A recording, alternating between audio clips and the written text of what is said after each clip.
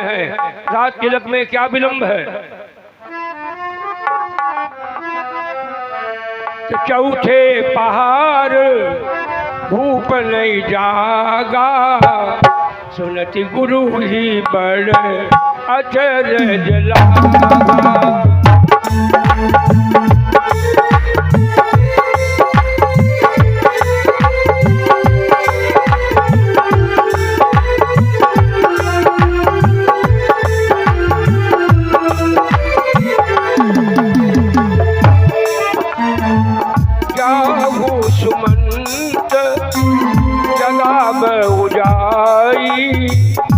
जाइए महाराज को जगाओ जाकर।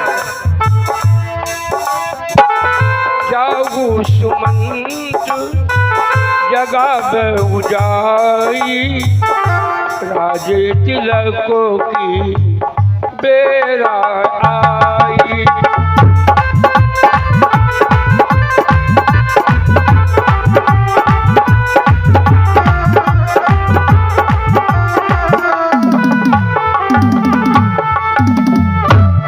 शीघ्र जाइएगा, महाराज को जगाओ, दरबार की स्थिति का अध्ययन करो जाकर। कारण क्या है, ये प्रजा वर्ग सब ठाड़े द्वारे, वही क्यों सोबत पैर पसारे।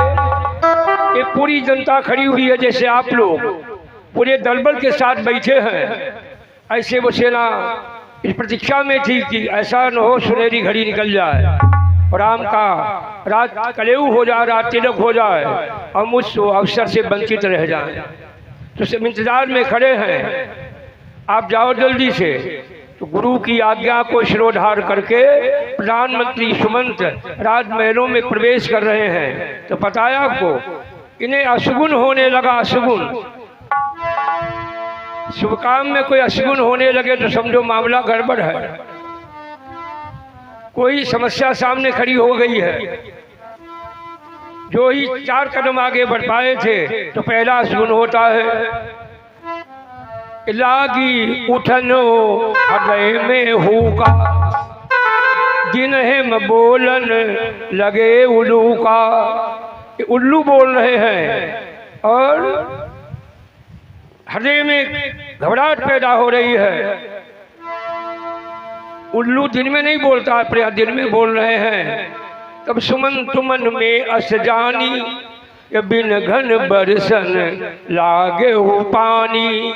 बिना बादलों के पानी बरस रहा है, ये अशुगुन है। और सूखी डाल पे कौआ बैठा हुआ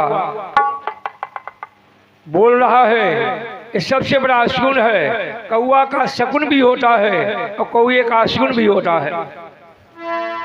हिम्मत बांध कर गए, राजमहलों में प्रवेश किया तो क्या देख रहे हैं, एक और महाराज दशरथ जीवन की आखिरी श्वास ले रहे हैं बेहोश पड़े हुए, एक और कैकेयी अपने वस्त्रों से अस्त-व्यस्त पड़ी हुई हैं। राजमहल में सन्नाटा है, मंत्री जी खड़े हुए हैं सुमंत, अब सोच रहे हैं किससे क्या पता लगाया जाए।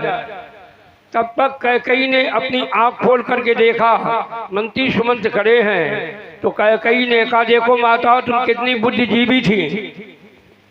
अगर दरबार की स्थिति की पूरी जानकारी और जायजा लेना है, तुम राम को मेरे पास बुला के ले आओ।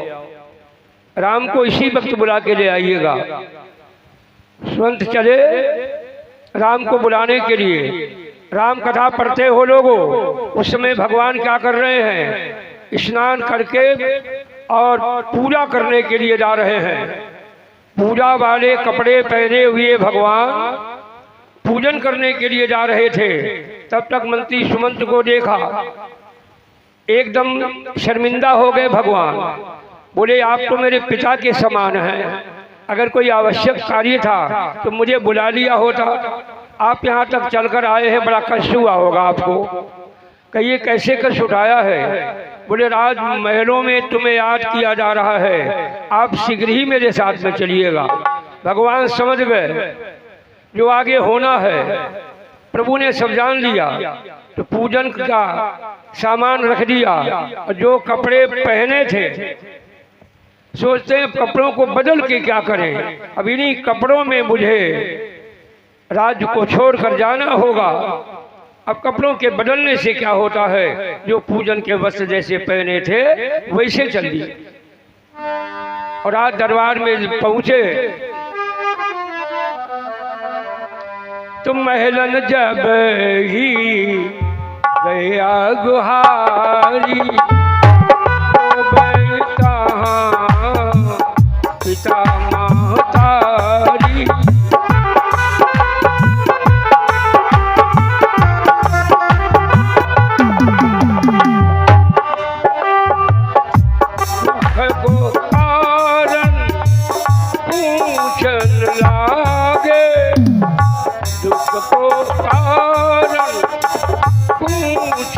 लागे अब तक कई बचन यश पागे, तब कई बचन यश पागे। एक दुख का कारण क्या है, इस सन्नाटा कैसा पड़ा हुआ है जो समझ में नहीं आ रहा है, इसका कारण क्या है। ये भाई भैया जी 200 मुद्राओं का दान धर्म के अनुसार में समर्पित किया है और 100 रुपये आपके द्वारा समर्पित हुए हैं। बहुत बहुत मंगल कामना शुभकामनाएं हैं मेरे भाइयों।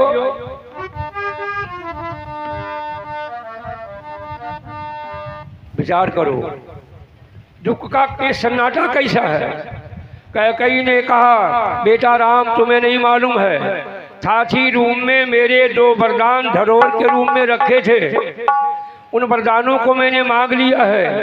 उन्हीं वरदानों के कारण आपके पिता बेहोश पड़े हुए हैं। जो वचन दिया था, भगवान बोले कैसे वचन, कहाँ के वचन, कहाँ के धरोहर रूप के वचन रखे थे वो तुमने मांगे हैं। पता है वो वरदान कहाँ के रखे हुए थे धरोहर के रूप में।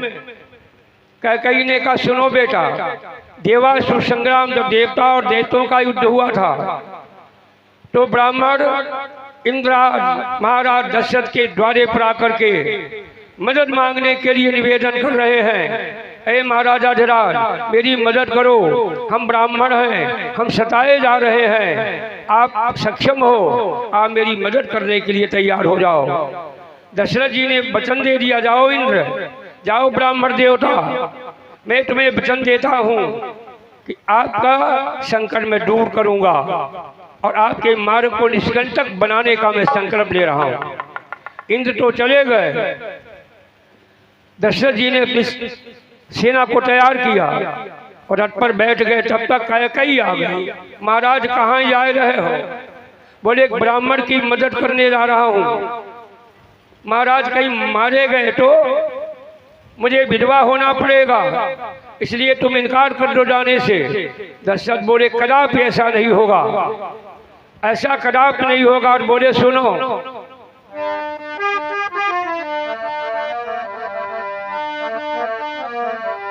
दशरथ बोले अरे प्रिय सुनो, दुनिया में किसी को आसन दे। बहुत बढ़िया बात है, कभी किसी से गलत वादा मत करना। दुनिया में किसी को आसन दे, मसल सदा मशहूर रही, विष दे मगर विश्वास न दे।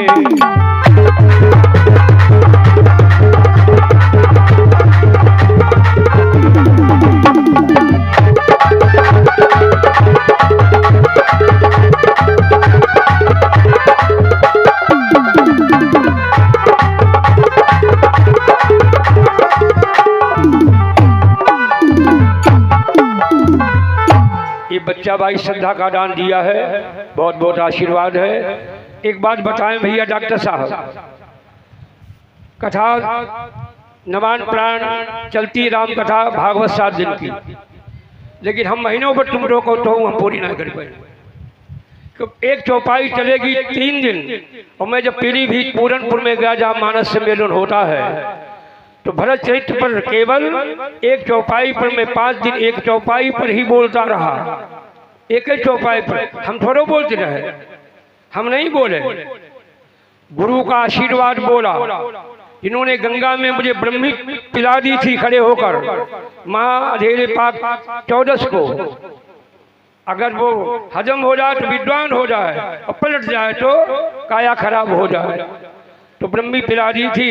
तो जो शरीरिक कथा काज जो शरीरिक रामायण हुई, हम सही बताए रहे।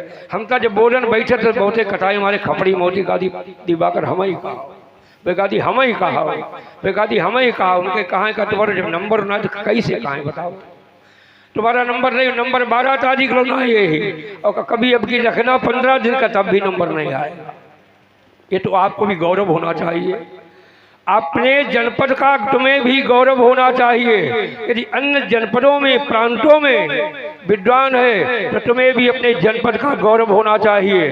मैं बिहार गया, हरियाणा पंजाब गया, राजस्थान गया, उत्तर भारत में गया और मैंने जाकर के आपके गांव का नाम रोशन किया। मैं जहाँ आयोजनों में गया चाहे भरखनी है, बाबरपुर है, मोडरा मऊ है, नरभे है, पट्टू नगला है, 20 रुपये सर्वेश कुमार जी प्रदान कर रहे हैं। भाई प्रसाद तो नहीं ले हाँ भाई, खूब हाँ, हमारी किसी मोटे ताजे बहुत अच्छा। यहाँ कोई कमजोर आदमी है गांव में हमें ना देखा, न मालूम कौन चीज खाता है। बहुत गांव में देखे ठिकारा मार का मने घूम, ठिकारा मार का। यहाँ सब स्वस्थ और सीना ताने घूम रहे इस गांव में, चैन से अमन चैन सब है, ये भगवत दया है। बहुत गाँव में देखकर मैंने को ढकरो निकली आओ ढकरो। एक डॉक्टर साहब के पास गए, उनके डॉक्टर साहब तो नब्ज देखियो, उनकी का बात है कि तो नब्ज देख लो, उनकी का हुई गो कि उठ के चलते आँखी सामने तितुली ना चल लगती। तो डॉक्टर साहब ने कही कि बियाह भाव कि ना भाव भाई, कि बियाह हुए ना भाव, बातचीत हुई रही है। उनके बातें चीत हुई में आँखी सामने तितुली ना चल लगी। और ब्याह जब हो गई तो वहाँ के सामने ऊँट नाचन लगी, ऊँट। और कुछ आगे जब बढ़ी मामला तो हाथी नाचन लगी। भला बताओ,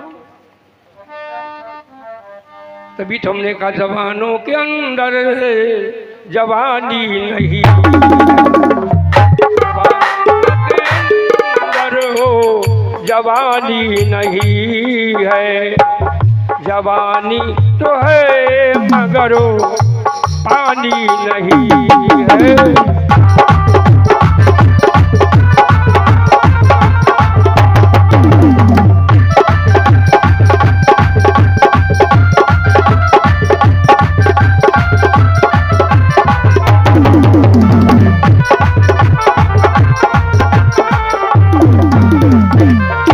बहुत अच्छे बाबा, बाबा तो चिमटा जो हम कहा था पर बाजा पर बाबा चिमटा पर बजा के तो कमाल का आदमी है, कितना कमाल का आदमी है बाबा चैन गिरी जी, महामंडलेश्वर भी हैं के परिचित। हम कहाँ पर बोल रहे थे, हम तो भूल गए।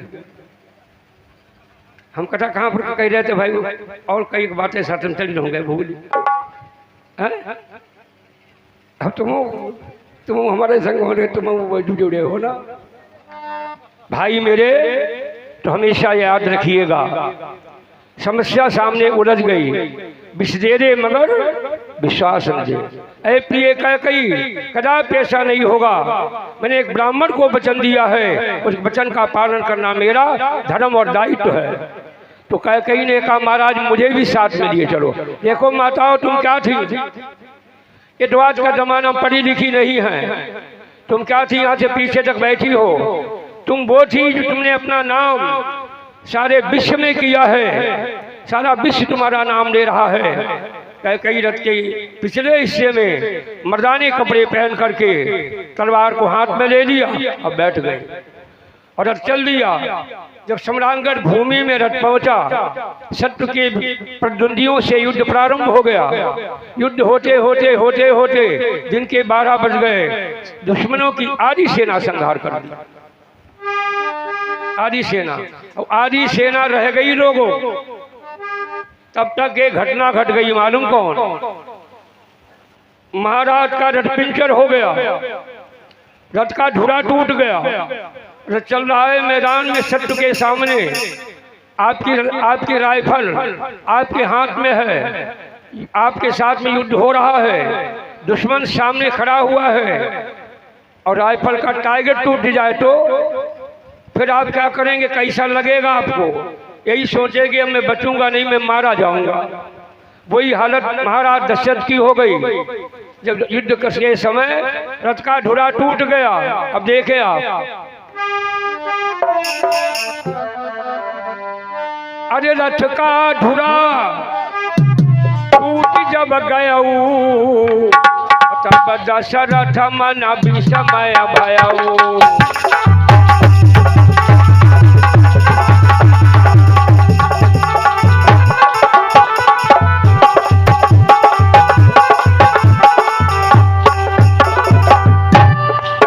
अब तो रथ का धुरा टूट गया, रथ कैसे बढ़ेगा? महाराज की हिम्मत टूट गई। लेकिन धन्य है माताओं, तुम क्या चीज अपने को देख लो। कहिए कई तुम करो न शंका, हे महाराज तुम वही से रथुहा कहू बलबंका।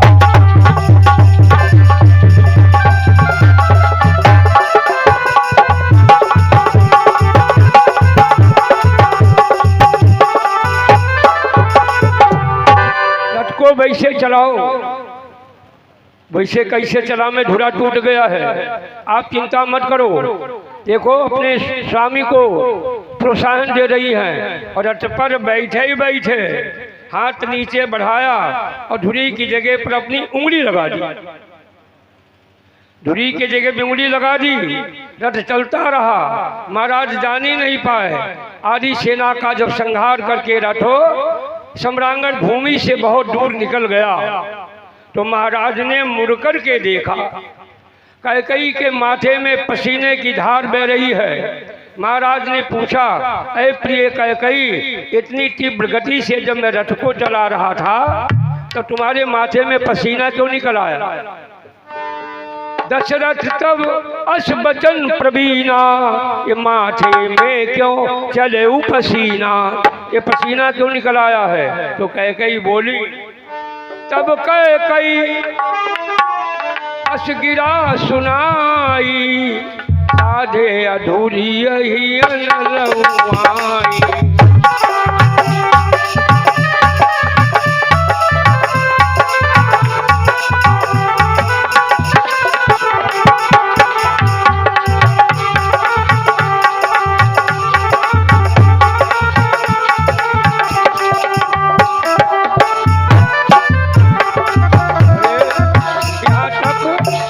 मैं धुरी को पकड़े चली आई हूँ महाराज। क्या देखा? केवल मांस उड़ गया, केवल हड्डी रह गई। अरे महाराज दशरथ के पैरों के नीचे की जमीन फिसल गई। बोले, ओ प्रिय, तुमने वो काम किया है, ये संसार तुम्हारे इस कर्तव्य को कभी भूल नहीं सकता है। जब तक राम कथा का प्रश्न भी संसार में रहेगा, आपका नाम सदा के लिए अमर रहेगा। लोग मुक्तकंठ से गाते रहेंगे। उस समय का महाराज दशरथ ने प्रसन्न होकर माग माग नप बोलन लागे, दुई वरदान कहाँ पे मांगे। मांग लो वरदान, क्या चाहिए? इस खुशी में, इस बदले में तुम चाहोगी वही तुम्हें वरदान देने के लिए हम तैयार हैं। कैकेयी ने कहा, महाराज अभी नहीं, अभी हमारा मौका नहीं है। जब मेरा वक्त होगा तब हम मांग लेंगी। तो आज कैकेयी भगवान राम से राजमहल में कहती है, बेटा राम, उन्हीं वरदानों को हमने मांग लिया है, इस कारण से तुम्हारे पिताजी उदास और बेहोश पड़े हुए हैं। भगवान ने कहा, मैया क्या मुझे बता सकती हो कि वो दो वरदान कौन हैं? बेटा प्रसन्न रहोगे? हाँ बोलो माँ। कहा, बेटा मैंने वरदान मांगा, तुम्हारा राज तिलक होने जा रहा था, उसके बदले तुम्हारा भैया भरत राजगद्दी का अधिकारी होगा। भगवान बहुत प्रसन्न हो गए। बोले, धन्य है माँ, धन्य है माँ, तुमने वो कितना महान कार्य किया है। बोले, मैं तो वैश्य बड़ा था और मुझे राजगद्दी भी मिल जाती तो छोटे भाइयों का क्या होता, उनके अंदर दुख होता, इसलिए बड़ा अच्छा किया है। भरत प्राण प्रिय पावहि राजू। भगवान बोले भरत प्राण प्रिय पावई राजू वही सब विधि सन्मुख मही आजू। बड़ा अच्छा किया है। सुन जननी सोई सुत बड़भागी जो पितुमात चरण अनुरागी। बोलो दूसरा वरदान कौन है? बेटा प्रसन्न रहोगे कि नहीं? खूब प्रसन्न रहूंगा। बोले दूसरे वरदान में तुम्हारे लिए 14 वर्ष का वनवास। भगवान बहुत प्रसन्न हो गए। धन्य है माँ, अगर तुमने मुझे वनवास मांगा होता तो देवताओं की इच्छाएं अधूरी रह जाती, उनके कार्य को मैं कभी पूरा नहीं कर पाता और संसार को ये बता नहीं पाता कि भाई भाई का प्रेम क्या होता है, भाई भाई का कर्तव्य क्या होता है, पति और पत्नी का कर्तव्य क्या होता है, मित्र और मित्र का दायित्व क्या होता है, ये कौन बताता। ये माँ तुमने मेरे साथ में बहुत बड़ा उपकार किया है। और माता पिता को प्रणाम करके भगवान चले। बड़े यात्रा में सबसे पहले कहाँ गए? अपनी जन्मदात्री माँ कौशल्या के राजमहलों में, और जाकर के माँ के चरणों में अपना माथा झुका दिया। देखो रघुकुल तिलक जोड़ी दो हाथा मातु पदना ये माथा।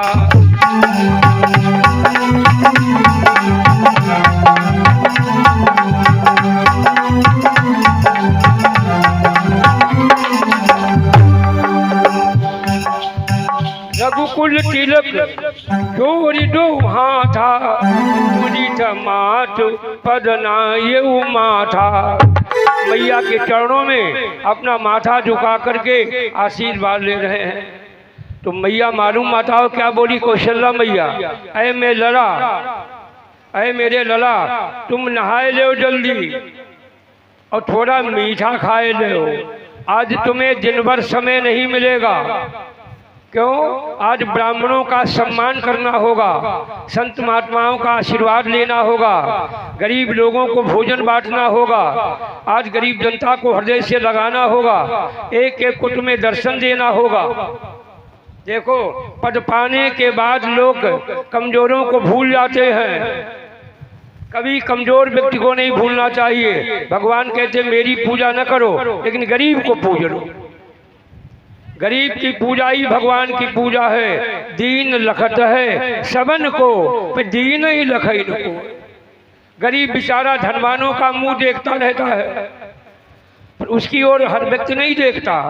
पद पाने के बाद पदाधिकारी भी भूल जाते हैं। अगर वे भूले नहीं तो उन्हें कभी इलेक्शन में प्रयास करना नहीं पड़े, लेकिन पद पाने के बाद लोग भूल जाते हैं। कभी न भूलो कथा से वो खजाना मिलता है जो और खजाना कहीं नहीं मिलेगा। तो दीन लखत है सबन को दीन ही लखई न कोय का रही दीन लख तो दीन बंधु समो। भगवान का स्वरूप धारण कर ले। गरीब की पूजा ही परमात्मा की पूजा है। गरीब को प्रसन्न रखना ही भगवान को प्रसन्न रखना है।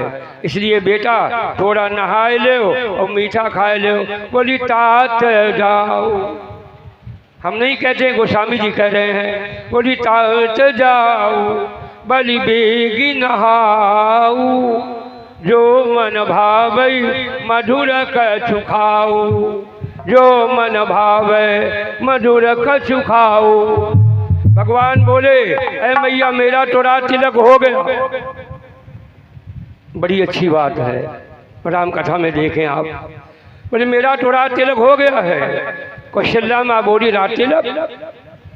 सड़कों पे छिड़काव नहीं हुआ, ब्राह्मणों ने वेद मंत्र नहीं बोले, तोप नहीं दगी, अगरबत्ती नहीं जलाई गई, और रात तिलक कैसे हो गया तुम्हारा? बेटा राम, भगवान कहते हैं मैया रात तिलक हो गया है। मुझे रात तिलक अयोध्या का नहीं मिला, मुझे ऐसी जगह का राज्य दिया गया है। अगर मेरी मेधा काम करेगी और मेरी भुजाओं में ताकत होगी तो वहाँ परिवर्तन करने का मेरा कर्तव्य होगा। इसलिए मुझे कहाँ का राज्य मिला है? अयोध्या का नहीं। कहाँ का राज्य मिला है? वन का राज्य। बोले पिता दीन, पिता दीनु मुहि कानन राजू। बोले जा सब भांति मोर बड़ काजू। एक महान कार्य करने के जिम्मेवारी मुझे दी गई है। माँ मुझे वन का राज्य मिला है, अयोध्या का राज्य नहीं मिला है। तो कौशल्या माँ क्या कहती है, बेटा अगर वन का राज्य तुम्हें पिता ने दिया है तो मैं तुम्हें बन जाने से रोक रही हूँ। मैं बन जाने से तुम्हें रोक रही हूँ। क्यों? पिता का हक संतान के ऊपर 1 गुना। तो जन्मदात्री जो सगी माँ होती है उसका हक होता है 10 गुना, और जो विमाता होती है सौतेली माँ उसका हक होता है 100 गुना। उसका 100 गुना हक होता है। देखो, विमाता की बात मान करके भगवान 14 वर्ष के लिए वनवास गए थे, सौतेली माँ की बात मानकर। एक बार माताओं ने एक पत्र लिख करके मुख्यमंत्री के पास भेजा, उसमें क्या लिखा, 9 महीना गर्भ में हम रखें, कष्ट हम उठावें, संतान जन्म ले परिवृष हम करें। अब बल्दी बाप की लिखी जाती, हमारा कौन पर नाम है ना लिखो जाती, हमारा कहीं पर नाम नहीं लिखा जाता है, बल्दियत बाप की लिखी जाती है। तो मुख्यमंत्री जी ने पलट के लिख दिया, बल्दियत भले ही लिखी जाती हो बाप की, लेकिन तुम्हारा नाम पहले होता है देश के लिए, समाज के लिए और जनता के लिए, परमार्थ के लिए। जब कोई बालक आगे आता है तो लोग कहते धन्य है माँ जिसने ऐसा लाल पैदा किया। तो माता का नाम होता है, माताओ तुम्हारा नाव बप्पो को होती, ऐसी बात थोड़ो, बाप को नाव का न होती हो। जब डकैती में पुलिस वाले करिहाव बांध के ले चलते, तब लोग का देख ले वे फला निकल अल्लाह बने जाए रहे, तब बापों को नाव होती। पुलिस वाले जब बांध के चलते हैं तो लोग का देखो वे फला निकल अल्लाह बने जाए रहे, तब बापों को नाव होती। और माता का नाम जब वीर गति को संतान प्राप्त होती है, या कोई परमार्थ कार्य करती है, या किसी गरीब लड़की के विवाह में मदद करना, कथा में यज्ञ में सहयोग देना, तो माता का नाम होता धन्य है माँ। और धन्य है वो माँ जिसने जो भाई, ये 2 भाई हमारे हरिओम और हमारे भैया डॉक्टर साहब बैठे हैं, जिनको जन्म दिया है। आज इनके द्वारा जन्मा हुआ बालक जिसका संस्कार है तिलक उत्सव, जनेऊ उत्सव, विवाह उत्सव, आज उसकी कृपा से आज मुझे यहाँ पर आना पड़ा। इसलिए देखो, ए माँ की पीड़ा दूर हुई तब ऐसे लाल जन्माए, ऐसे लाल जन्माए।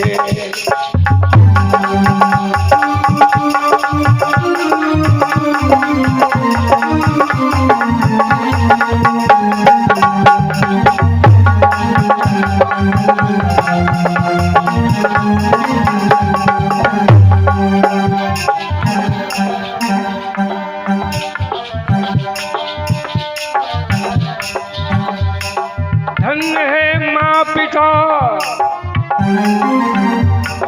जिनने है दुख उठाए, जिनने है कष्ट उठाए, और माँ की पीड़ा दूर हुई जब ऐसे लाल जन्माए।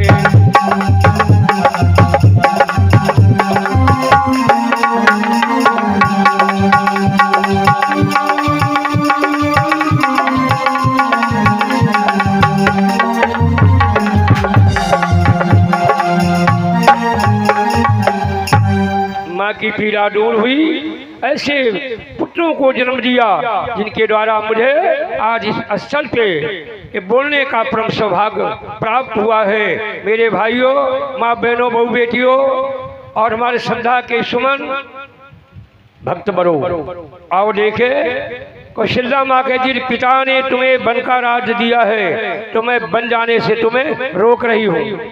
जो केवल पितु आए सुताता तो जन जाओ जानी बड़ी माता। हाँ, अगर माँ पिता ने दोनों ने मिलकर, माँ पिता दोनों ने मिलकर के यदि वन का राज्य दिया है तब तुम्हें मैं नहीं रोकूंगी, तब नहीं रोक रही हूँ, तब वन कैसा हो जाएगा। बोले जो केवल पितु आए सुताता तब जन जाऊँ जानी बड़ी माता, जो मात पिता कहू बन जाना, बेटा तव कानन सत अवध समाना। तो ये वंश अयोध्या के समान हो जाएगा। जाओ बेटा, मेरा आशीर्वाद है। भगवान आशीर्वाद प्राप्त करके यात्रा में चलने के लिए आगे बढ़े। तब तक सामने देखा कौन खड़ा है? विजय नंदिनी जानकी जी। देखो, धर्मशास्त्र कहता है पति के हर कदम पर पत्नी का कदम रहना चाहिए। गरीबी में, संकट में, विपत्ति में, आपत्ति में 7 भामरे जब पड़ती हैं तो वहाँ पर वचन मांगे जाते हैं। उद्यान नाम वन का, उद्यान नाम जंगल का, उद्यान नाम आधी रात का। पति के आज्ञा के बगैर पत्नी को अकेले में नहीं जाना चाहिए। ये वचन मांगे जाते, वचन दिए जाते हैं। तो संकट विपत्ति में पति के हर कदम पर पत्नी का कदम होना चाहिए। तो सीता जी क्या कर रही है? दाहिने पैर के अंगूठे से जमीन को कुरेद रही है और मानो राम को इशारा कर रही हैं, यदि आप यात्रा में जा रहे हो और मुझे साथ में नहीं ले चलोगे तो जमीन से मैं प्रकट हुई धरा में ही समा जाऊंगी। लेकिन देखो, मर्यादा देखना, आप मर्यादा देखिएगा। बोल नहीं रही हैं। सासू के सामने पति से बोलने की एक मर्यादा है। कैसे बोला जाता है? बोल नहीं रही, इशारा कर रही है, लेकिन सासू हो तो ऐसी हो। आज घरों में विघटन क्यों है? रामायण हो रही है, रामायण घर घर में रखी है, लेकिन हम दुखी क्यों हैं? हमारे परिवारों में विघटन क्यों है? इसलिए पहले देवी देवता मनई हो अम्मा मूंगे लाल को बियाह हुई जाए, देवी देवता मनई हो। हमारे बियाह हुई गो, अब बहू आए गई। जैसे ही गली में गाड़ी हारन दो, लल्ला बहू आए हैं गाड़ी पर, तो अम्मा जल्दी में एती लंबी धोती पहनी कि सब गलियार और बढ़ूती चलो ये तो खुश है। और लल्ला बहू को उतार के लाई और मंडप के नीचे खड़ा किया, गरुआ में पानी लो, अपने लल्ला के ऊपर 4-5 दांव उतार के घट पे। अब बहू पे उतारा, पियो छोड़ो, वो एक गाय कुल्ला कर दो। बहू देखती रही, पतली साड़ी पहने थी, बस दिखाई देता था। बहू कहने लगी, अम्मा ये तुम्हारे जाए थे, इनके ऊपर तुम पानी उतार के घट पे ही लो, हमारे ऊपर प्लेट उतार का जुकाम हो जातो का कि तुम्हारा डाइजेशन खराब हो जातो। देखो ऐसे गरम गरम फुल्का तुम्हें खवावे तो महू का जा। 22 दिन से फूट की जड़ें पड़ गई। ये किसी का दोष नहीं है। सास ने यदि बहू को अपनी बिटिया माना होता और बिटिया मानकर ध्यान किया होता तो घर में कभी लड़ाई नहीं होती, घर में अलग मेल नहीं होता। जिस माँ पिता ने जन्म देकर तुम्हें इतना बड़ा किया, कष्ट उठाया, और माँ पिता से अलग हो रहे हो, ये क्या है समय? क्या समय हो गया है? देखो कैसा आया समय न होए रही बूढ़ों की सेवा। हमके जैसे गौशाला थे, बुढ़ऊशाला बनवाई दो जाए, बुढ़ऊशाला। वही हमारे बूढ़ी अम्मा बूढ़े लोग पकड़ बंद करें। अब इनको क्या हुई?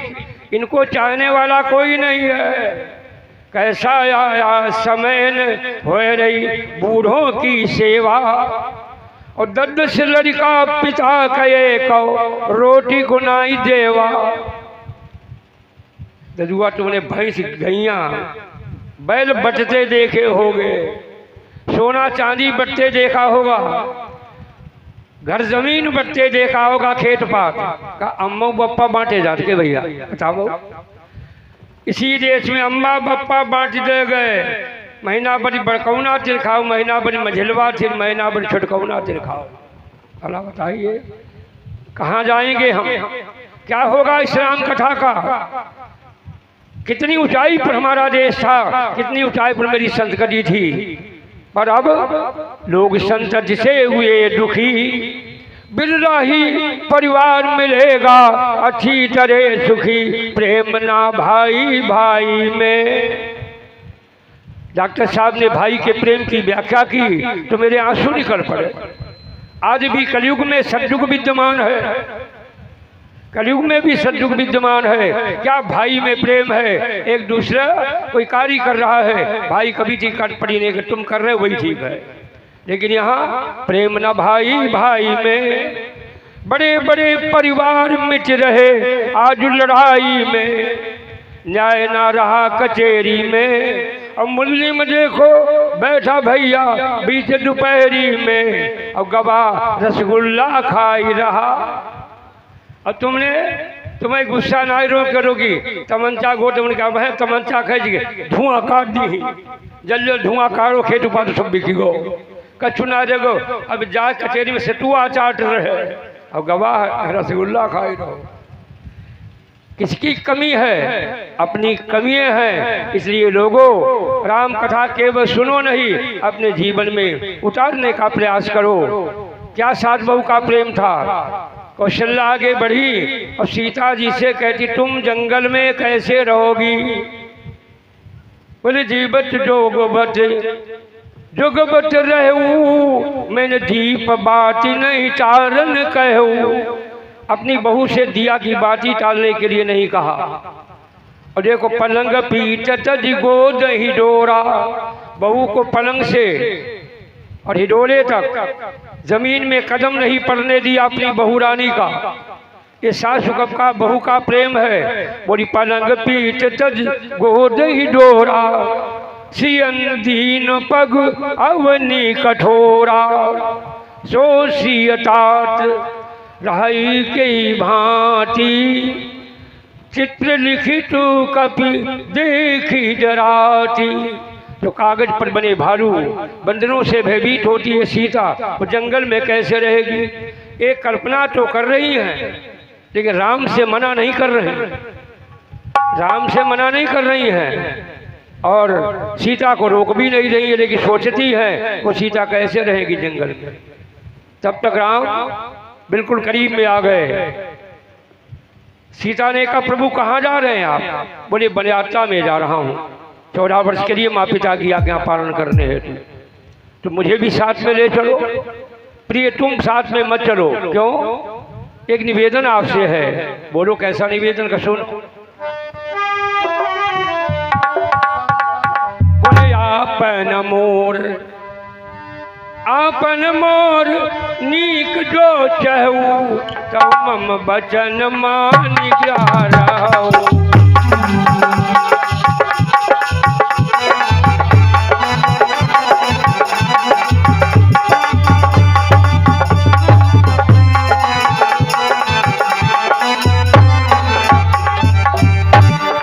ऐसी से अगर अपना मेरा दोनों का हित चाहती हो, कल्याण चाहती हो, तो मेरी बात मान करके राजमहलों में रहो। क्यों? यही समय और धर्मन दूजा, सादर सासु ससुर पद पूजा।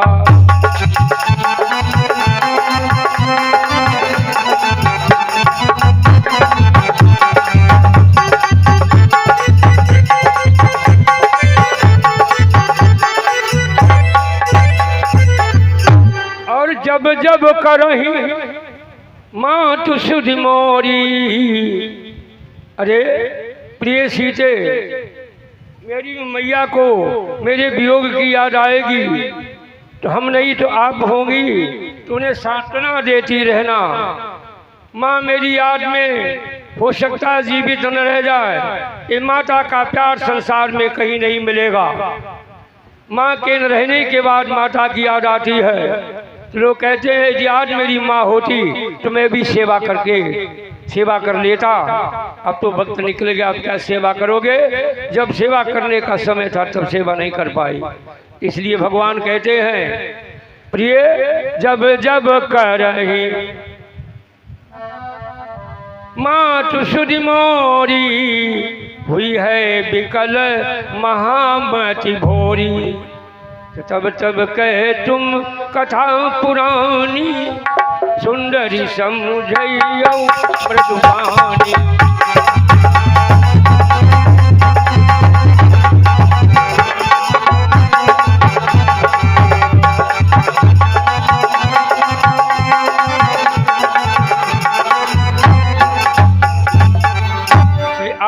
साथ में बनयात्रा में न चलो, तुम्हें बहुत कष्ट होगा, वन में बहुत तकलीफें उठानी पड़ेंगी। विजय नंदिनी जानकी जी कहती हैं, प्रभु एक बात तो बताओ, जिए बीनु दे है नदी बीनु बारी,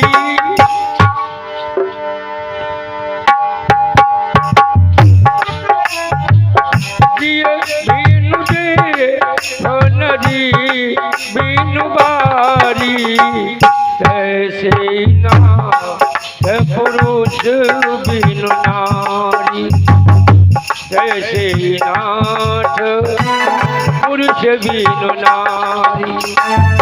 देखो, नदी की शोभा जल से है, नारी की शोभा पति से है, रात की शोभा चंद्रमा से है, दिन की शोभा सूर्य से है।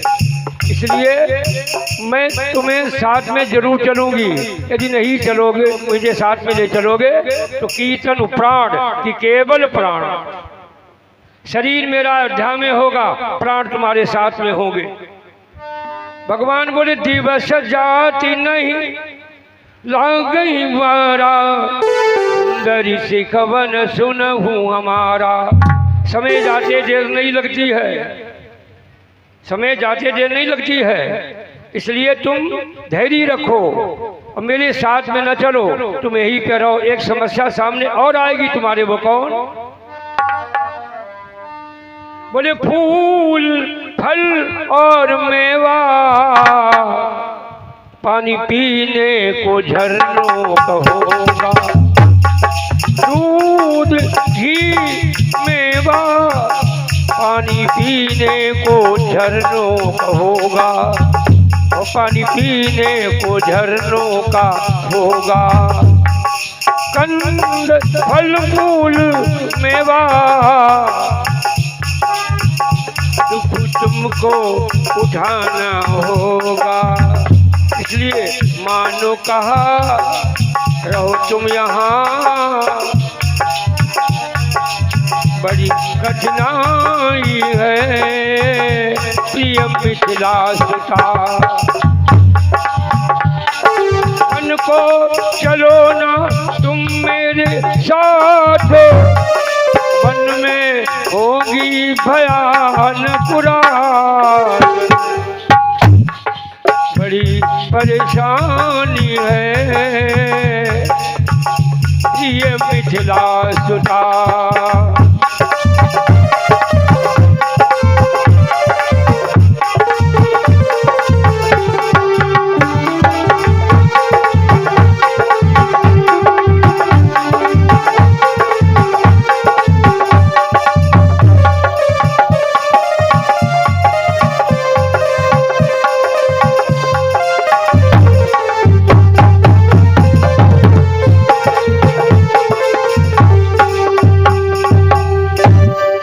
बार बार जब निवेदन कर रहे हैं तो सीता जी ने एक प्रश्न किया, अपने स्वामी से राम से प्रश्न कर रही हैं, ऐ प्रभु आपका कहना मानकर मैं आपके साथ वन को नहीं चलूंगी, लेकिन मेरे दो प्रश्नों का जवाब दे दो।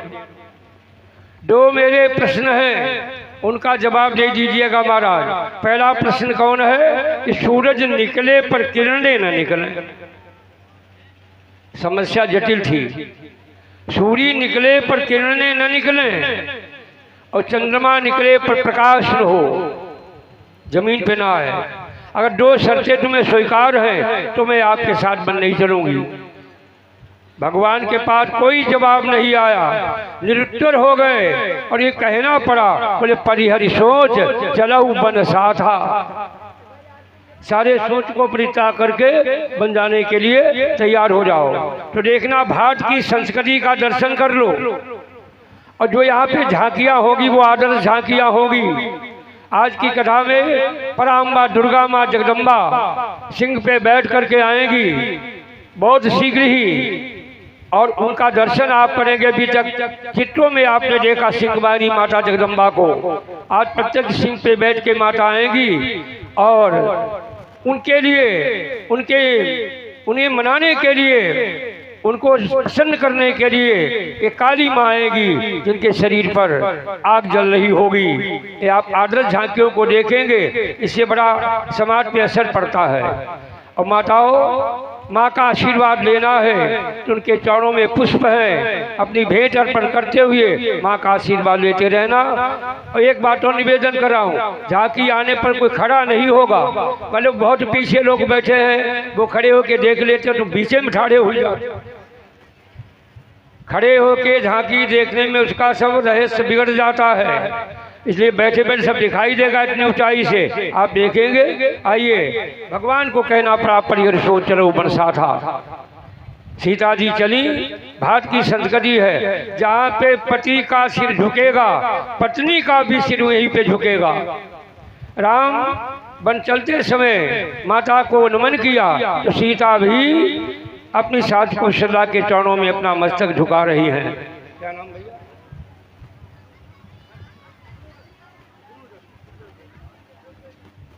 121 भैया विष्णु दत्त जी प्रसाद ले बिना कैसे जा रहे हो? आज सबके नाम भगवान के विष्णु दत्त जी हैं, पद शिशु नारायण है।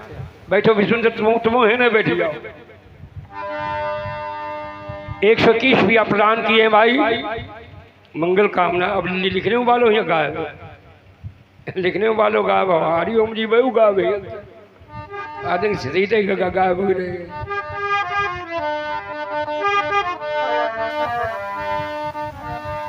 आओ चरणों में सिर झुकाया। देखो जब जानकी सासु पगलागी, कहो माँ तो मैं परम अभागी। राम सिया राम जय जय राम, राम सिया राम जय जय राम।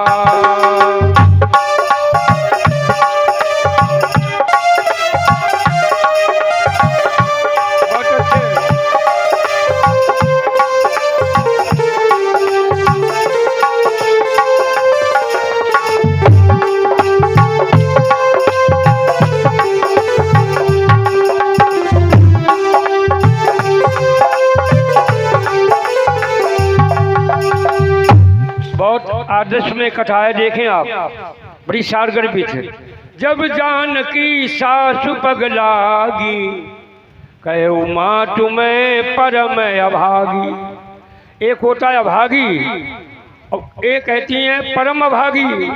कौशल्या ने अपनी बहू रानी सीता का मुंह पकड़ लिया, बस आगे मत बोलना।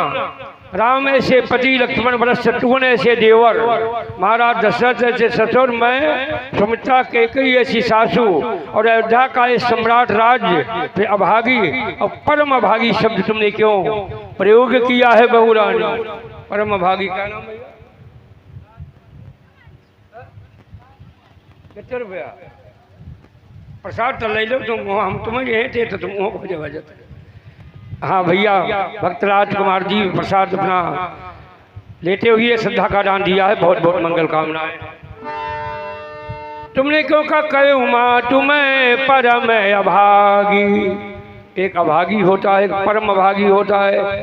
परम शब्द क्यों लगाया बहुरानी? परम परम अभागी। सीता जी बोली इसलिए कि सेवा समय दैव बन दीना, तुम हूँ वृद्ध ससुर जी और वृद्ध है रानी, हुई जय हैया अमर कहानी। इसलिए सेवा समय दैव बन दीना, और सफल मनोरथ मोरन कीना। सेवा का जब समय आया तो विधाता ने मुझे वनवास दे दिया है, इसलिए मैंने ये शब्द प्रयोग किया है अभागी और परम अभागी बोली कहो। इसलिए माँ तुम्हें परम अभागी। तो सासू कौशल्या जी ने अपना दाहिना हाथ बहुरानी के सिंदूर पर रख दिया।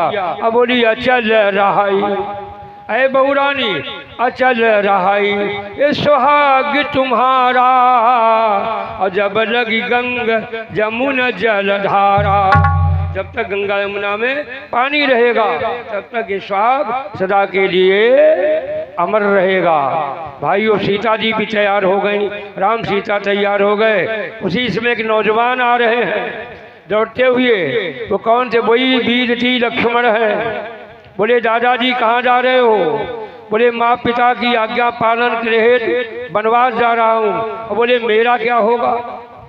आप तो वनयात्रा में जा रहे हैं, इस छोटे भैया का क्या होगा? मैं तो तुम्हारे साथे में चलूंगा। भगवान बोले नहीं भैया, वनवास तो मेरे लिए है, मेरे पीछे तुम कष्ट क्यों उठाओगे, मेरे पीछे तुम तकलीफ क्यों भोगोगे? वन तो मुझे मिला है, तुमको नहीं मिला है। लक्ष्मण बोले नहीं दादा, अगर तुम मुझे वन में नहीं ले चलोगे तो भैया तुम्हारा जिंदा नहीं मिलेगा। इसलिए मैं ये देखूंगा कि जंगल का कष्ट कैसे होता है और मैं भी उसको स्वीकार करूंगा। तो भगवान बोले तुम मुझे मजबूर कर रहे हो, तो भैया एक काम करो, अपनी माता जी से आज्ञा ले आओ जाकर। माँ सुमित्रा से आज्ञा ले आओ जाकर, तब मेरे साथ बन चलो। तो आज सुमित्रा बैठी है माताओं। भाइयों, लक्ष्मण गए और जाकर के आंगन में मैया के सामने खड़े हैं, बोलते कुछ नहीं हैं। तो माँ सुमित्रा ने कहा बेटा, ऐ लला तू आज उदास से क्यों खड़ा है? तेरे चेहरे पर झुर्रियाँ कैसी पड़ी हैं? अब कहीं इसलिए डर रहे हैं आज्ञा मांगने में, कहीं माता इनकार न कर दे। तो कैसे क्या स्थिति तुम्हारी है? मैया ने पूछा।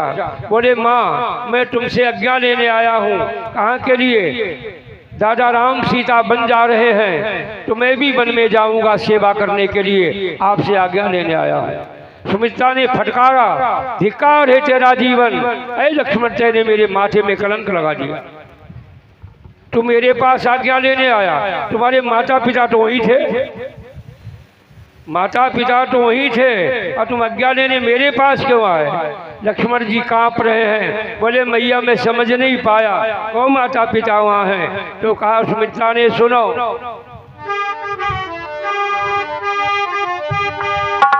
सुनिएगा। बोले तात तुम्हार मातु बदेही, पिता राम सब भांति सनेही, पिता राम सब भांति सनेही।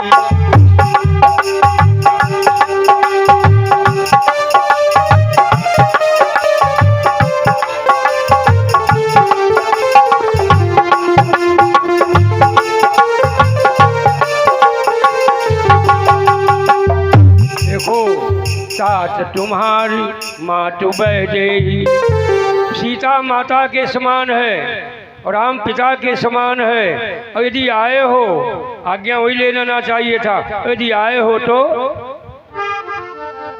सुनो। जो पेशी राम बन जाही, जो पेशी राम बन जाई, अवधे तुम्हारे काज कर सुनाई, अवधे तुम्हारे काज कर सुनाई। बेटा तुम रे भाग राम बन जाई, बड़ी ऊंची बात है, रामायण में बड़ी फिलॉसफी है। माँ कहती है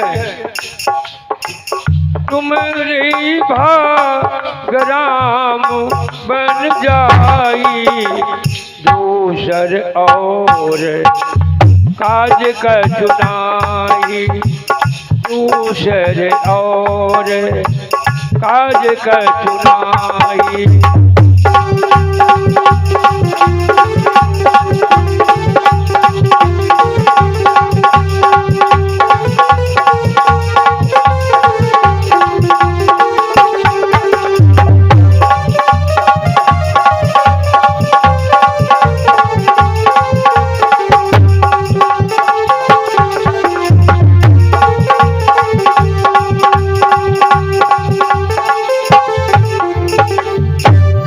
दूसरे और काज कछु नाही, तुमरे ही भाग राम बन जाही।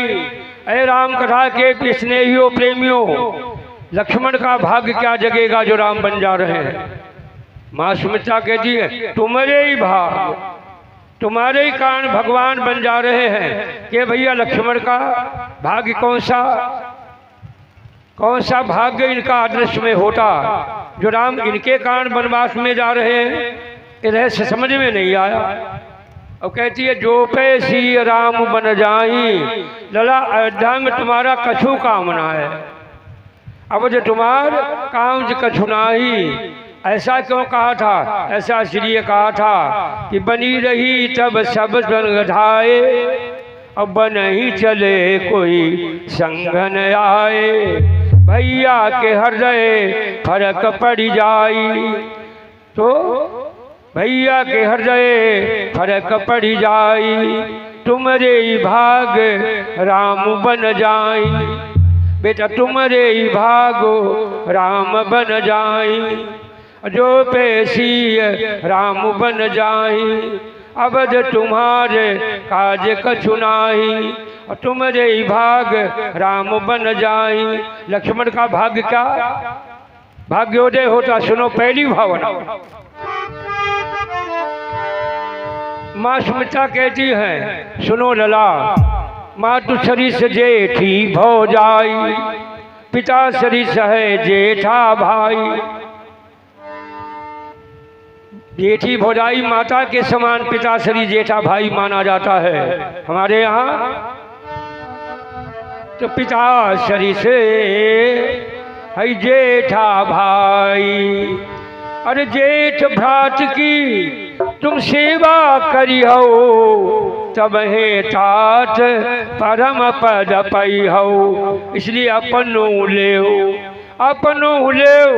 परलोक बनाई, और ये तुम्हारे भाग राम बन जाई, तुम्हारे भाग राम बन जाई। अथवा एक भावना और देखे, एक भावना बहुत बढ़िया है। महाराजा बासु का नाम आप लोगों ने सुना होगा। बिटिया थोड़ी देर तसल्ली से और बैठो, फिर जागी देखो। कथा का विषय थोड़ा नीरस होता, आनंद कथई में पूरा है। कल्याण कथई से होता है, इसलिए शांति से बैठो। कल ना पड़ेगी न आएगी कल, देखा जरा शब्दों को।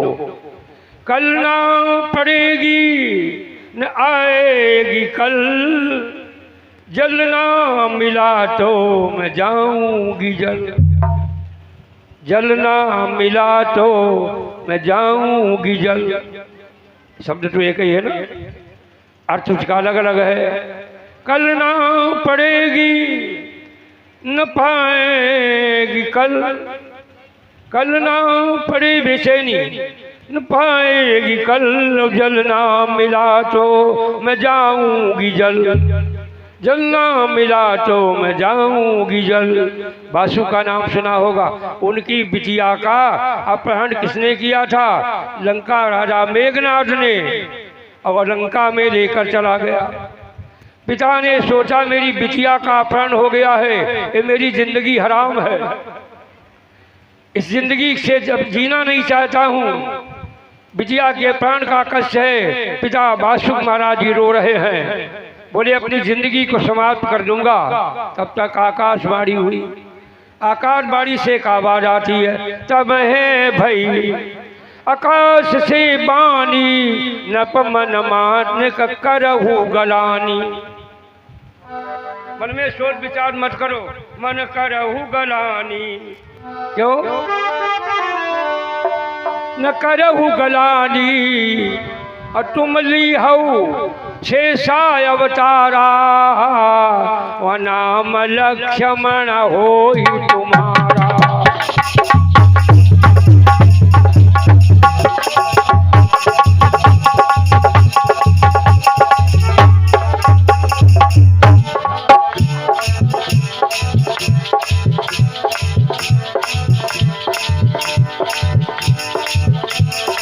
तुम ली हऊ साय अवतारा,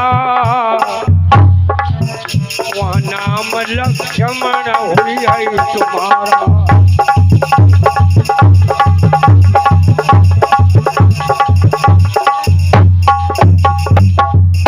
क्या करोगे? शेष अवतारी लक्ष्मण के रूप में तुम धरती पर आओगे।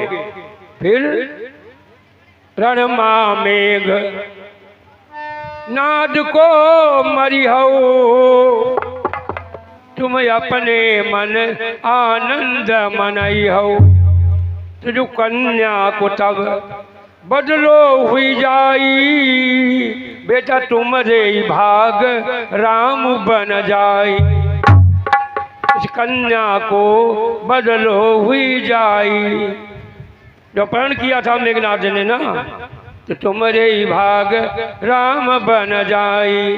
अथवा एक भावना और सुनिए, लक्ष्मण शेष अवतारा, और इनके शीश धरणी को भारा, धरणी भार उतारन कारण, अब आई प्रगटे जग तारण, अब आई प्रगटे जग तारण। बेटा भूमि भार प्रभु के द्वारा हल को पर जाई, जब राक्षस मारेंगे वे जग मऊ सखा निशाचर जेते। बेटा लक्ष्मण तुम हानि हो निमिषी मऊ चेते। और दुई राक्षसों के मारने का वादा राम का है कि देखो रावण कुंभ करुण बलदाई, दुई राक्षस मरी हैं रघुराई। इसलिए भूमि भार हल को पड़ जाई, ये तुम्हारे ही भाग राम बन जाई, ये तुम्हारे ही भाग राम बन जाई। तुम्हारे ही भाग्य से आज राम भगवान वन यात्रा में जा रहे हैं।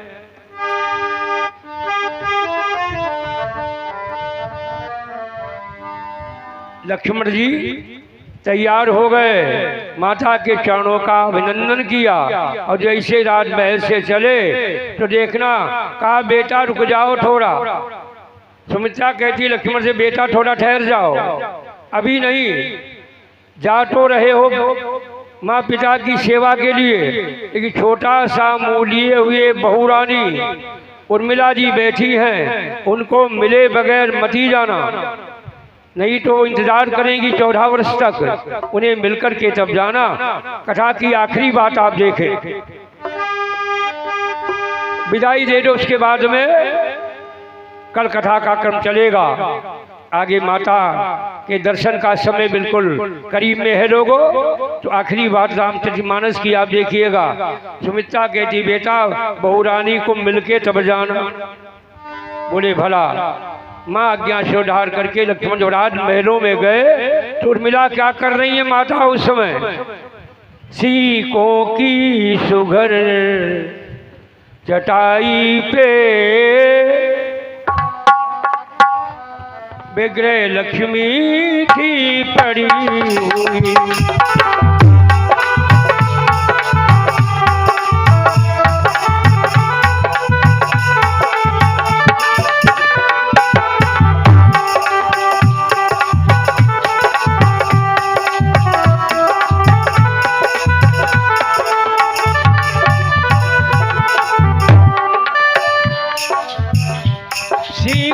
की सुघरो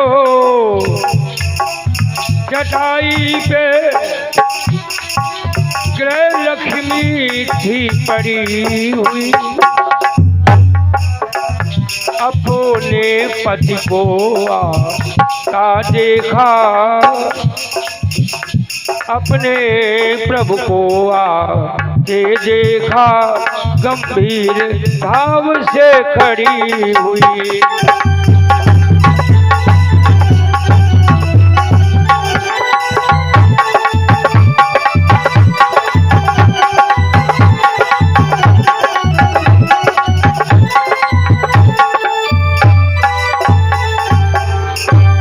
उर्मिला जी हाथ जोड़ के खड़ी हो जाती है अपने प्रभु लक्ष्मण जी को देख करके।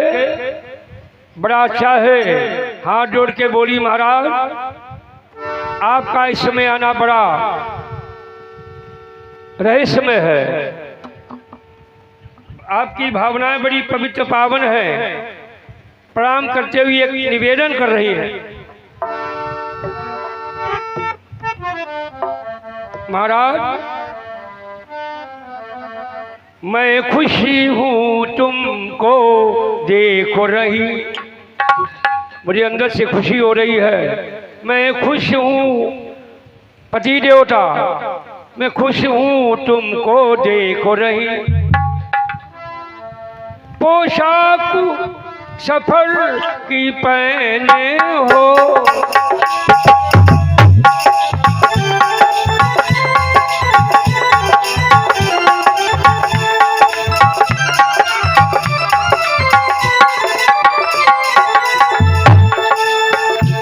बन जाने को तैयार खड़े।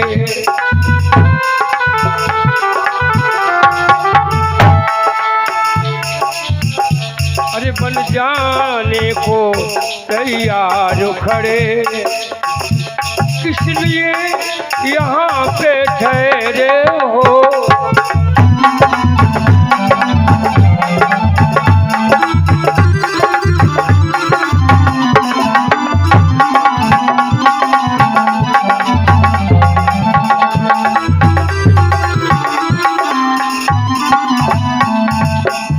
आपकी ये पोशाक मालूम पड़ रही है, कोई विशेष कार्य करने का उद्देश्य लेकर के महाराज आप आए हैं और वन यात्रा में जाने का संकल्प लिए हुए हो, तो फिर विलंब किस बात का है? आप देरी किस बात की कर रहे हो? ये लड़के हे काहे ज्यादा बोलती हो? मड़कन किसी चौमासी मड़कन किसी बोल रहे हो? तीन मड़का थे, ऊपर बैठो को के नीचे बैठो, वो के नीचे बैठो। ऊपर वालों में मेढक बोलो टर्रम टर, तो बीच वालों का जी दरुआ फिकर न गम, नीचे वालों का जी मरे तो हम।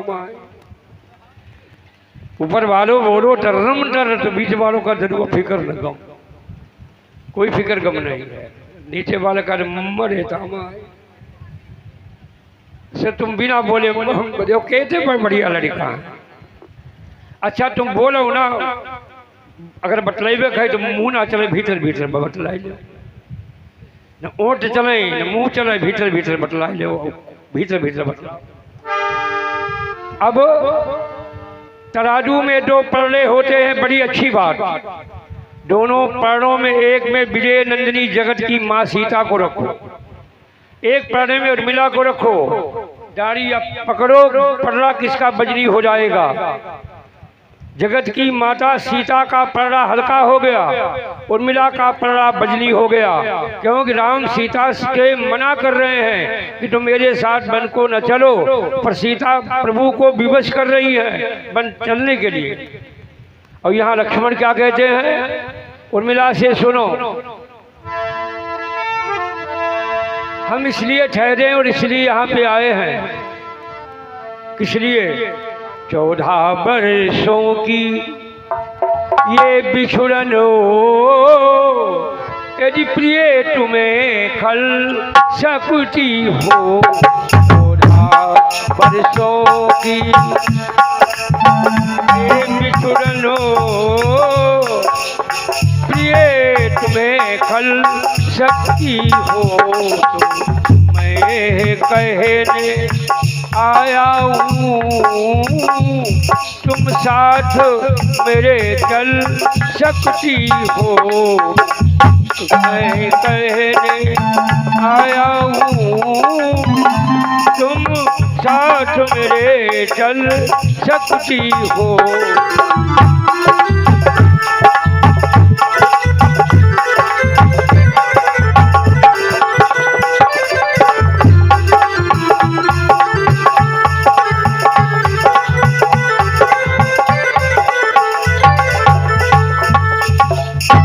साथ में चलने के लिए तैयार हो जाओ। 14 वर्षों का वियोग बहुत बड़ा होता है। जब लक्ष्मण ने ऐसे कहा तो मिला चौंक पड़ी और बोली, किसको किसको जिसके साथ में सेवा करने जाए, किसको जिसके साथ में सेवा करने जाए, सेवक का कब धर्म है जो गृह पत्नी ले जाए। आप तो सेवा करने जा रहे हो और महाराज मुझे साथ में लोगे तो अब मेरी व्यवस्था में रहना होगा, सेवा कब कर पाएंगे। तो बोली एक बहुत अच्छी बात कही, मुझे साथ में प्रभु लोगे, कर्तव्य में बाधा आएगी, यदि हमें साथ में तुम लोगे।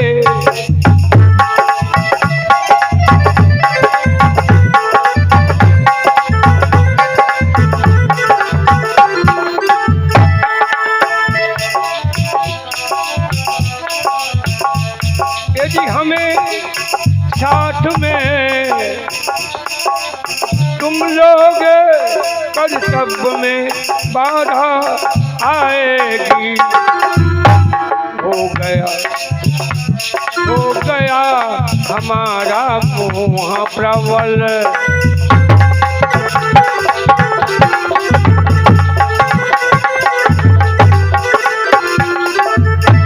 हो गया हमारा मोह प्रबल, तो सब सेवा छूट जाएगी।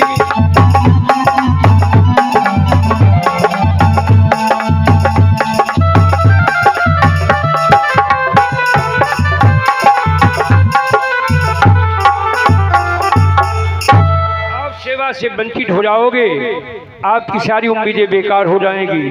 और रही बात हमारी 14 वर्ष के वियोग की, एक बात मेरी याद कर लो। देखो आप निसंकोच होकर के जाओ,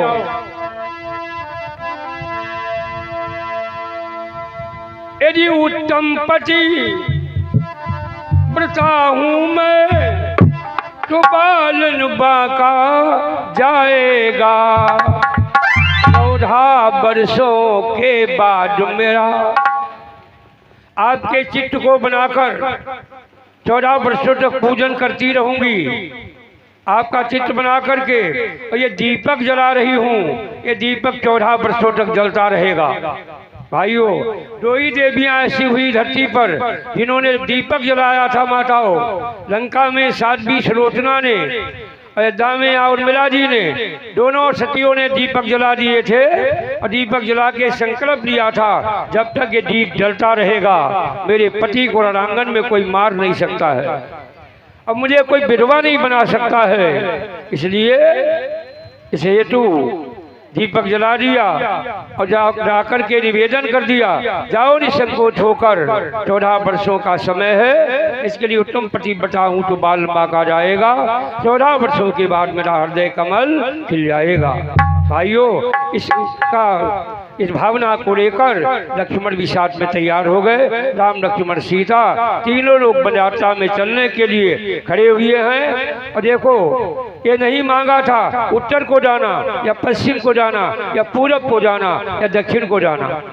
दक्षिण को नीचे भले नहीं जाता है, लेकिन भगवान दक्षिण को ही चलने के लिए तैयारी कर रहे हैं। और कैसे चले थे बन यात्रा में, और प्रजा को वियोग कैसे हुआ था, ये कथा यहाँ से कल दिन में आप लोग सुनेंगे। समय पूर्ण है, अब है रात तिलक में क्या विलंब है।